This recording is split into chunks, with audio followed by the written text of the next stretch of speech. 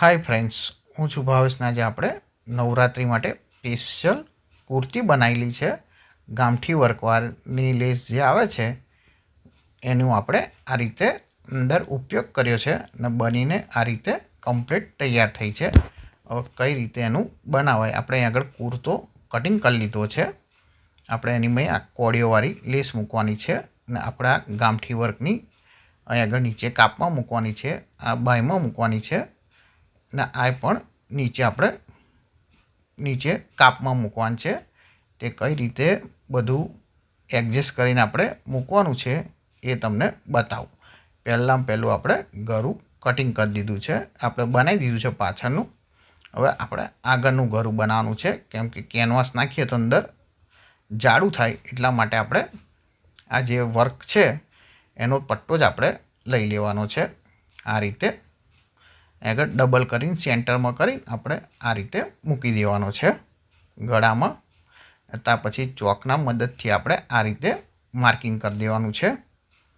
અહીં આગળ આપણે માર્કિંગ થઈ ગયું પછી આપણે એ રીતે કટિંગ કરી દેવાનું છે. ને કુર્તી કટિંગ કરતાં ના આવડતી હોય એનો આપણે સરસ વિડીયો ઓલરેડી બનાવેલો છે આપણી ચેનલ પર, તે મળી જશે નીચે ડિસ્ક્રિપ્શનની તેની લિંક મળી જશે. આપણે અહીં આગળ હવે કુર્તી આપણે ઊંધી મૂકવાની છે ને એની પર આ વર્ક પણ ઊંધું મૂકવાનું છે. ત્યાર પછી આપણે ચાપનું મશીન મારવાનું છે. આ રીતે એકદમ પોલા હાથે મારવાનું છે, કાપડ ખેંચી ના જાય તેનું ખાસ ધ્યાન રાખીને આપણે આ રીતે આગળ મારી દેવાનું છે.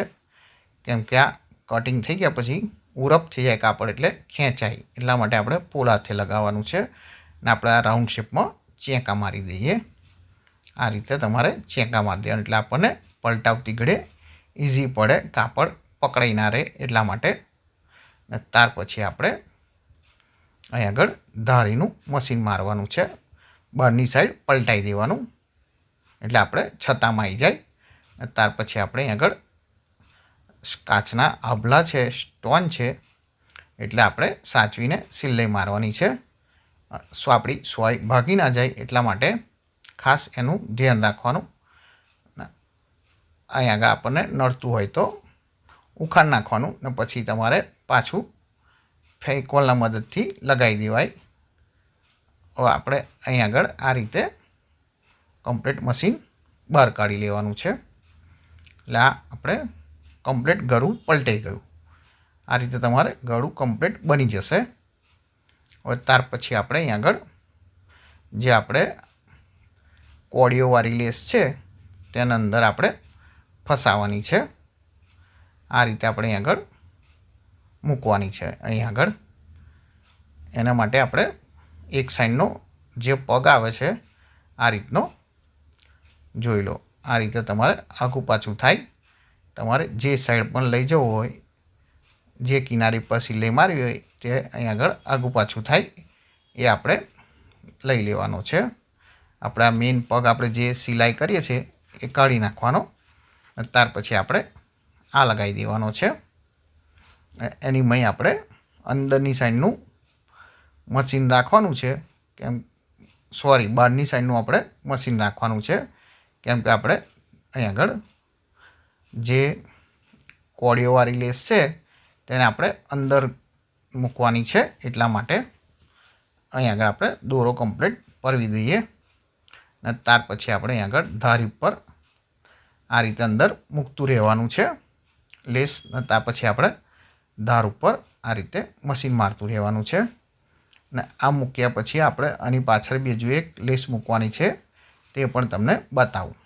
અહીં આગળ આપણે બહુ સાચવીને કરવાનું છે, કેમ કે એક સાઈડ કાચના મિનરવાળા આભલા છે ને એક સાઈડ આપણે કોડિયો છે, તો આપણી સોય તૂટે નહીં તેનું ધ્યાન રાખવાનું છે. ને અહીં આગળ આપણે સીધું કરતું રહેવાનું છે. ને સેન્ટરમાં પેચ આવે આપણે જે ગળામાં મૂક્યો એ આપણે તે પણ ધ્યાન રાખવાનું છે. અહીં આગળ આપણે નીચે કિનારી વારી લેવાની છે. ત્યાં આગળ આ રીતે કાચી કિનારી વારી દેવાની એટલે ત્યાં આગળ તમારે પરફેક્ટ આ રીતે વરી જાય. અહીંથી આપણે ખૂણો આવે ત્યાંથી આપણે મશીનની ગોળી ઊંચી કરીને આપણે આ રીતે બહાર કાઢી લેવાનું છે. અહીં આગળ તમને ફરી બતાવું. આ રીતે જોઈ લો. આગળ કમ્પ્લીટ કિનારી વાળીને અહીં આગળ આપણે એકદમ પોઈન્ટ ઉપર લાવી દેવાનું મશીન. ત્યાર પછી આપણે ઘોડી ઊંચી કરીને આ રીતે ફેરવી દેવાનું છે. એટલે તમારે કોળીઓવાળી લેસ તમારે પરફેક્ટ અંદર આ રીતે બેસાડવાની છે. એક જ સરખીને એક જ ધારી તમારે એનું માપ રાખવાનું.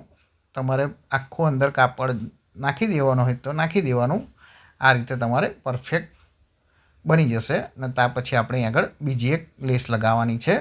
આપણે ઘોડી હવે જે પગ છે એ આપણે આ સાઈડનો લાવી દેવાનો છે, હવે અંદરની સાઈડનો. એટલા માટે અહીં આગળ પછી આપણે અંદરની સાઈડની સિલાઈ મારવાની છે. હવે આપણે બધી કોળીઓ પેલી સાઈડ કરી દેવાની છે. ત્યાર પછી આપણે અહીં આગળ આ રીતે ધારીનું મશીન મારવાનું છે. અને ખાસ તમારે ધ્યાન રાખવાનું કે કોળી તૂટી ના જાય. નીકળ આપણે કેમ કે એક જ દોરા ઉપર આવે છે, એક તૂટે તો તમારે પછી બધી નીકળવાની ચાલુ થઈ જાય. એટલા માટે અહીં આગળ શાંતિથી તૂટે નહીં તેનું ધ્યાન રાખવાનું. અને આપણે જોડે સોયાબીન ના તૂટે એનું ધ્યાન રાખવાનું છે. આ રીતે તમારે જોઈ લો. આ રીતે કોળી તમારે સામેની સાઈડ લઈ લેવાની છે, કોળીવાળી લેસ. પછી આપણે આ રીતે મશીન મારવાનું છે. તમે મશીનનું સિલાઈ થોડી મોટી રાખશો તો પણ ચાલશે, એકદમ ઝીણી રાખવાની જરૂર નથી. આ રીતે તમારે વચ્ચે જતી રહેશે. અહીં આગળ આપણે વી શેપ આ રીતનો પાડી દેવાનો એના આકારમાં. જોઈ લો. પછી આપણે અહીં આગળ ફેરવી દેવાનું. અને ત્યાર પછી આપણે આ રીતે લગાવતું રહેવાનું છે.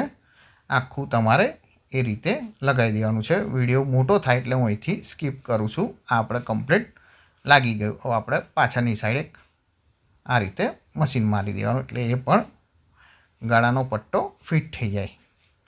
આ રીતે તમારે કમ્પ્લીટ સેન્ટર કરવાનું. અને ત્યાર પછી જ તમારે આ રીતે લગાવવાનું, કેમ કે એક સાઈડ પેચ જતો ના રહે તેનું ખ્યાલ રાખવાનો છે.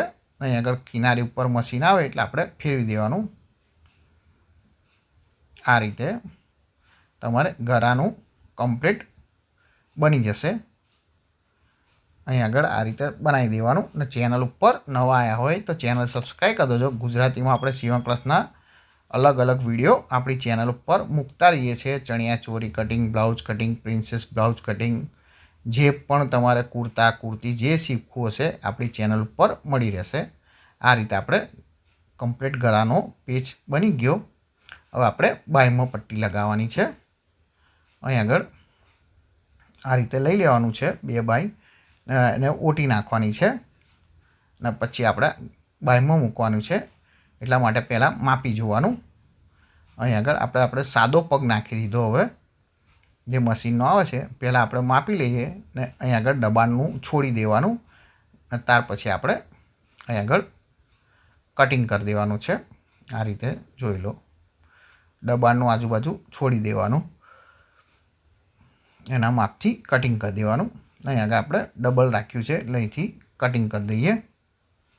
અહીં આગળ આપણે ધાર ઉપર જોઈ લો. આ રીતે અહીં આગળ ધારીની મશીન મારી દેવાનું છે. ત્યાર પછી આપણે ફેરવી દઈએ. અહીં આગળ ધાર ઉપર આ રીતે ઉપરની સાઈડ પણ મશીન મારી દેવાનું. એ રીતે તમારે 2 સાઈડની બાય કરી દેવાની. આ આપણે 2 સાઈડ દબાણ છોડી દીધું છે ને ત્યાર પછી લગાવ્યું છે. હવે આપણે આ નીચે કાપમાં લગાવવાનું છે તે તમને આગળ બતાવું. આપણે કમ્પ્લીટ બનાવી દીધું ટોપ. હવે આખું બનાવી દેવાનું તમારે. ટોપ બાય બાય બધું લગાવી દેવાનું. ને અહીં આગળ આપણે હવે નીચે જે મોટો પટ્ટો છે તે નીચે આપણે ગેરમાં લગાવવાનો છે. આ રીતે આગળ ઊભો લગાવી દેવાનો. ને એનાથી પણ પાતળી પટ્ટી આવે છે જે ખાલી મિનર વર્ક આવે છે તે આપણે 2 સાઈડ ઉપર લગાવીએ.